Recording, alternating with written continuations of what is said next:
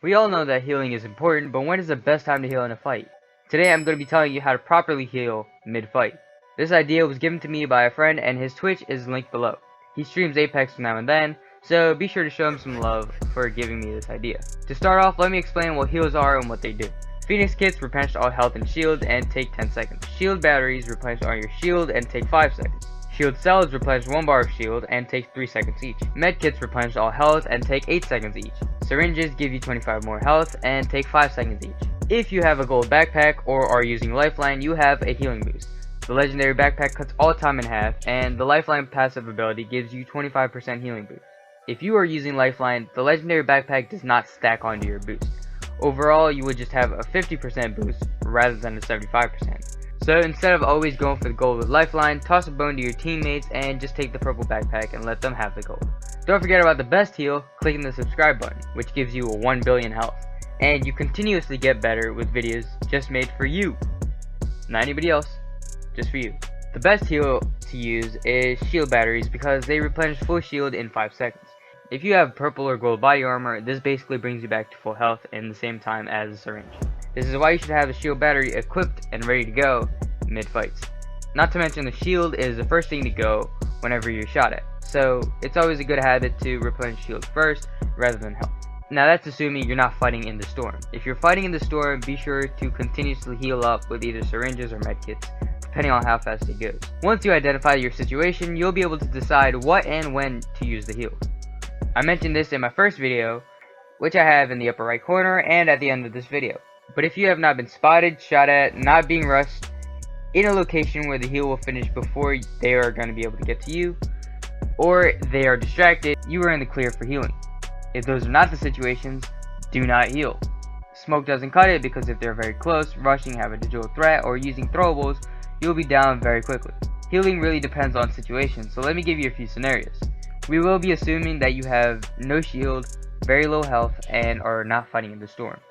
If both of your teammates are still alive and both of them have enough healing to be able to rush, you should be able to just fall back and heal up quickly. Your teammates should be able to last about 10 seconds of fighting, which is enough time to hit a Phoenix kid.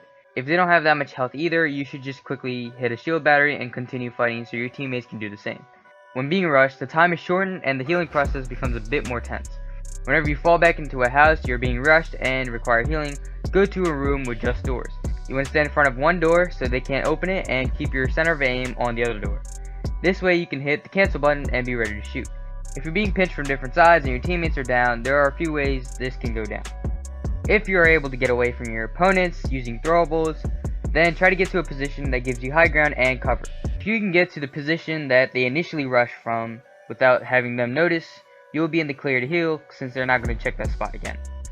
If you're able to escape, you can force an artillery strike to draw your attention to a location.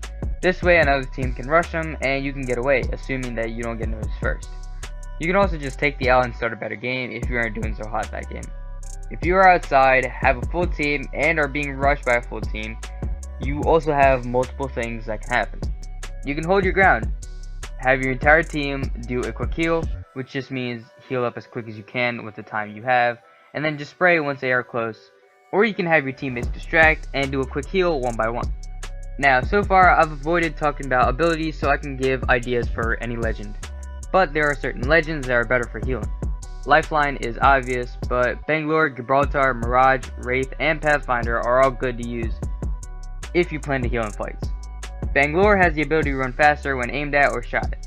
This can give you a chance to escape the fight and heal. Rolling Thunder, which is her ultimate's name, can limit opponents from rushing in. Since you're already low in health, and it doesn't damage teammates, drop it onto your location and then pop heals. The same can be done for Gibraltar, but don't use your dome until the strike begins hitting the ground. This is because each strike does 40 damage, which will add up eventually. The dome gives up your location, and the dome goes away before the strike finishes. At this point, everyone is used to Mirage's abilities, but sending a decoy here and there can trick your opponents, giving you enough time to pop a heal. Wraith and Pathfinder are good legends for escaping the fight, but you won't go too far with Wraith, and Pathfinder can get shot while using the zipline. So only use them if you know how to use them. If you don't, just use the method stated in earlier in this video. Hopefully with the help of this video, you'll be able to heal while fighting and be able to clutch some legendary wins. Don't forget to like, comment, and subscribe, and share this video with your friends and teammates. I'll see you in the next video.